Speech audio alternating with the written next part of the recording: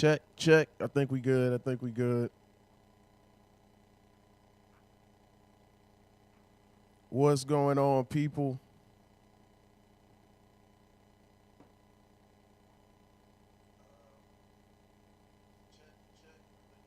My bad, my bad. Welcome to Behind the Booth. I am your host, Spin Griffey. We're trying a couple new things, man. We're gonna try and start this 11 a.m. date time. See if that works a little bit better for us. Shout out to everybody in here already. Daily Grind. I think I saw you. Too ready. What's up? We in here, man. Um, Happy first of the month. It is officially April 1st. We are in the first quarter, second quarter of the year, man. Hopefully that first quarter went well. I can't believe how fast those first 3 months went, man. I'm a little dealing with a little tequila bug from Easter yesterday. So hopefully y'all Easter was lit as mine was, and I still smell like tequila too. It's crazy. But we're gonna jump right into this week's show. All right, wedding DJs. Let's discuss it, man. I personally have been seeing. I follow a lot of wedding DJs on YouTube. Specifically, I follow Nick Spinelli and DJ J Book. J Book is in South Carolina. Nick Spinelli is out there, in like the Jersey, Philly area. And so a thing I've noticed, man, is that wedding DJs seem to have like a big chip on their shoulder just when it comes to wedding or just DJing in general. Like they feel like they have to prove more to people out there. Like they don't really understand or like, they just have more to prove as a DJ to show they're more knowledgeable and they don't have to play. Because, they traditionally don't play what your club type DJ would be out here playing. So it seems like they have to, make it a point to go out of their way to show that they know what they're doing. J Book posted a video last week on his show talking about the cheesiness in weddings and what they play because I guess, if you do, I do weddings and most weddings usually want to hear the same type of stuff. So he was basically saying, stop playing cheesy stuff like your line dances, your Cotton Eye Joes, your wobbles, your Cupid shuffles. And in the Facebook group on DJ Share Ideas, they were lighting his ass up because they were saying, you're playing for the couple, not you. They're paying you, it's their big day. And all of these things are things I agree with. I think one of the fundamental flaws in his argument was him not realizing that a lot of times once you start getting to weddings and stuff, it's corny to you because especially if you're like super booked, you're playing these weddings all the time, and so you're playing this music all the time. But a lot of these people don't go out, especially when you start getting wedding guests in their like late 30s, 40s, 50s. They're not going out like that. So a lot of the times, the songs that you're playing, you would perceive to be corny, are actually things that take these people back. They're not out in the club in the streets like that anymore, and so they just want to have a good time, man. And I think that is one of the fundamental flaws of like wedding DJs. Sometimes is that a lot of them get caught in the mix of repetition. So if you're booked for like 2-3 weddings a week, which is fire by the way, especially if you get paid how you should. You're probably gonna be playing the same stuff over and over and over again, and it's kind of the same thing with club DJs. You're given a little bit more leeway in the club because you're in the club and people want to hear the latest and greatest. Not so much at weddings. Weddings are about nostalgia and celebrating new love, and I think that from what I've seen in my experience, I think that especially how weddings are now, a lot of the stuff is really clubs and parties. They just want to turn up. So I do think I get what he's saying on trying to challenge people in his industry, but also at the same time, you got to like be able to adapt and realize you're getting 4 figures or more for these people, for you to play music for these people at their wedding, man. I do weddings. Weddings are pretty fun for me personally. I know I did one last week. Funny story. So I was told it was like a half white, half Latin wedding. So traditionally, like nobody was on the floor because I played behind a wedding band. So I came up and the wedding band was doing nothing but slow jams all night. So I went in there and ran Dancing Queen. And I probably got to like 15 seconds in, and the Latin crowd just kind of all turned around and looked at me. And then that was the moment that I realized that this was not a half white, half Latin wedding reception. This was 100% Latin wedding reception. So we bust out the Mark Anthony and we got the party going, man. It was a good time. But yeah, I don't think that there's such a thing as corny or cheesy music. I think it's just once you start hearing things over and over again, you get tired of them as a DJ. And I think that lights the fuel and the fire for a lot of people to want to, play new music and be adventurous, man. There is definitely nothing wrong with that. I usually try to do 30 minutes, but the way I'm feeling, we're probably gonna blow through this today, man. Um, so next, oh, I wanted to discuss this. MCs, for my club DJs, a lot of y'all know what I'm talking about, man. When there's I'm sorry, a very touchy MC or like one that wants to be way more like into the party, um, than they have to be. I personally do not like MCs in my events because I don't like anybody telling hold on. I don't like when people just jump on the mic and try and I can MC, so I don't really need somebody else to do it for me. And then a lot of times they just say wild shit. Like one of the worst things I hate is when an MC will jump up on the mic, he'll grab the mic and be like, "Yo, you need to get to the bar. You need to get some drinks in you, cause the more you drink, the better this shit sounds." And it's like you kind of discrediting your DJ by saying that basically he don't know what he's doing, and you got to be drunk to enjoy your night. And a lot of them just like either want to sing every bar of the song like word for word, or they just want to keep interrupting you. I've had experiences where like even MCs want to come up and push the fader like up and down, like dog, stay away from the equipment. You stay in the front because you shouldn't even be by me. Um, so I say all that to say that I do think it's imperative that you as a DJ learn how to host as well. It's not that difficult, man. I know a lot of people get mic shy and don't know what to say, but I think some of the best MCs or some of the best DJs on the mic can just, figure it out, go with the song. I think one of the things that usually helps all the time is if you just start yelling like, "Hey, it's somebody's birthday in here," and I think once you start getting the reactions and seeing how people react to that, then you'll have a better idea of what type of MC you want to be. I know a lot of people themselves don't like public speaking. And it's just part of the game, man. As being a DJ now, you're so much more than just somebody playing music all day.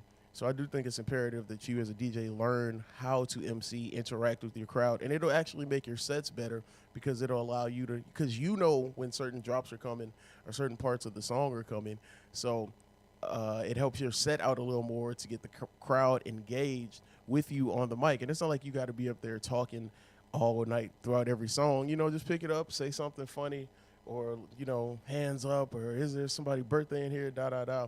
But it makes you more multifaceted, and it's another reason that people will book you once you can engage and get with the crowds, man. So definitely learn how to do that. And I think one of the things that helped me, especially, is like when I'm in here, I'll just pretend like I'm in the club and I'll be like, "Yeah, put your hands up." Or somebody's birthday. And, I think one of the things is like reading aloud, crazy as it sounds, just find something to read and that'll help you like publicly speak. I know a lot of people be like, they got to get drunk to get on the mic. I'm kind of weary of that. Well, I'm already a drinker anyway, so I've been doing it. But, for a lot of times, you lose your inhibitions, but sometimes you just say some wild shit and you might just turn around. You might just turn around and say something that nobody's really expecting, or you might say something that you like, it sounds fire in your head, but without the sense, I guess, in the moment to filter what you're about to say, it comes out, and sometimes it just comes out wrong. But yeah, I definitely think while you're practicing, man, just practice on your mic work as well. Um, while you're out there working on your mixes and stuff like that too. Because again, I do think it helps you be a better performer. It makes you more entertaining, and it's definitely one of those things to where if you don't want anybody else behind your booth, get it behind the booth. Anyway, behind your booth, um, it's definitely something that will help you just become a better overall DJ. Even if you stream, man, just get on the stream, talk some shit, figure out what works for you, figure out what type of like MC you want to be for yourself as a DJ. Like I said, they're the funny ones. They're just the ones that interact every so often. But it is like a definite skill that will set you apart from a lot of DJs who don't participate in the mic work. All right. So we're gonna jump into our third and final topic. Like I said, it's a short show, dealing with a hangover. But I don't think so. All right. New music. So, and I guess this ties in to the conversation. Hold on, give me one second.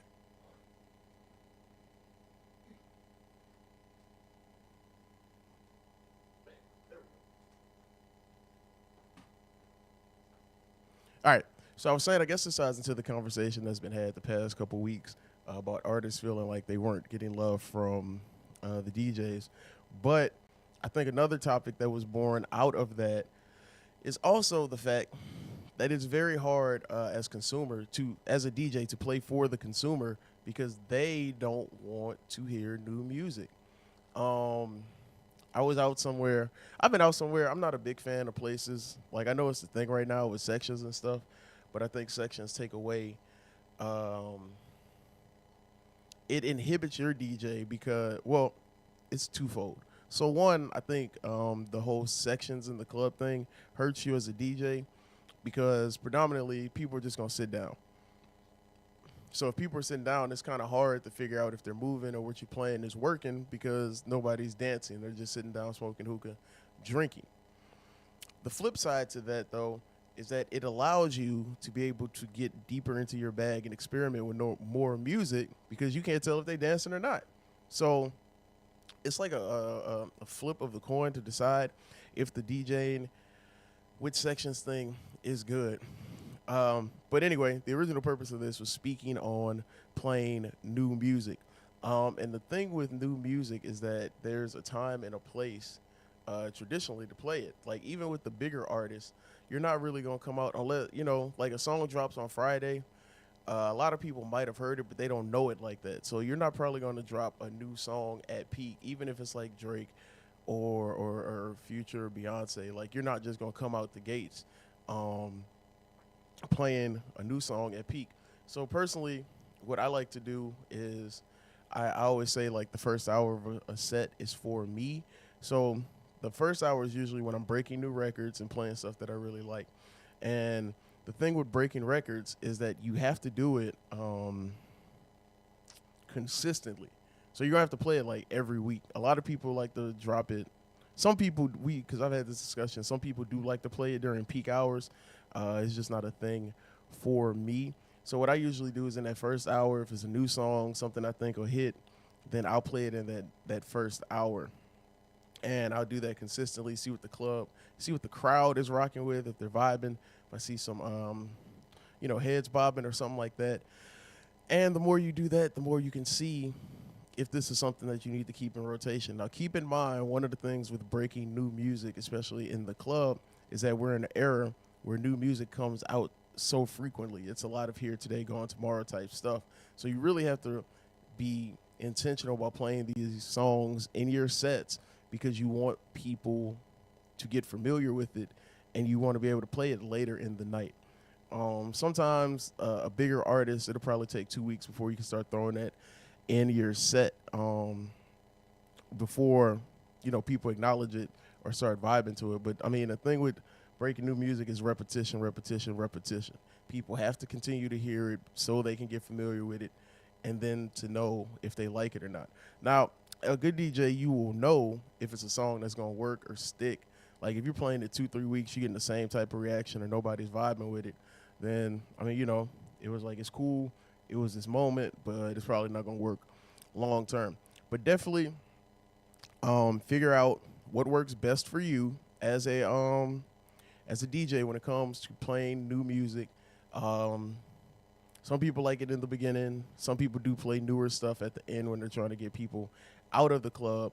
I'd recommend either of those instead of waiting until peak to try and play new music. because you don't want to lose your crowd, especially if you're on a bar deal or like a lot of these spots. And I think that's another thing. It depends on how you're getting paid at the venues you're at.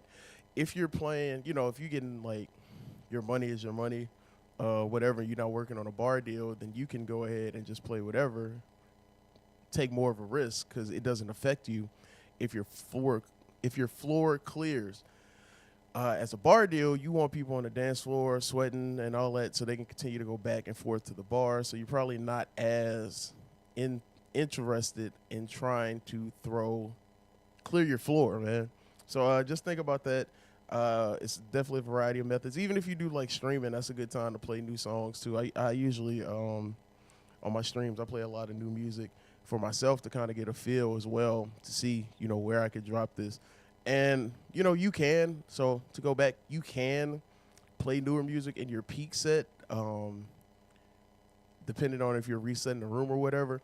I'd usually recommend maybe like the hook or something so people can get familiar as you transition to another song. That's another way I like to use new music too, to like play the hook or the chorus to transition into another song. So there are a lot of ways, and we're probably gonna break that down even further later or in another episode. So that's our topics for the day. Before I dip, want to thank everybody that came out to last month's edition of the Joe's Blend Link Up. It was a lot of y'all, man. Seeing some faces I ain't never seen, some people that hadn't been there in a minute, man. It was a good time. We're doing it again. The date and the flyer will be dropping soon, hopefully by the end of the week. Make sure y'all follow us, not just here on the Instagram, but we got a YouTube as well, youtube.com/@Joe's Blend. We're going to be posting a bunch of things over there. Also got a couple interviews coming out. I got to edit one. The homie Mike Swift, who I think is on this flyer, if this is the right flyer. Got about an hour-long interview with him. So we're doing a bunch of things, man. Can't wait to get everybody involved, and looking forward to seeing all of y'all for more events. Definitely don't know. We got a Discord, and we got a GroupMe. The GroupMe is more BS. I think we're going to keep the Discord more for, like, the organization part. So if you need files or whatever, you just go straight to the GroupMe, to the Discord. So I'll put that link. It should be in our bio, but if not, I'll put that in there, man. I'm about to go back and lay down. Y'all have been amazing. This is Behind the Booth. I am Spin Griffey, and I will see y'all in a week. Peace.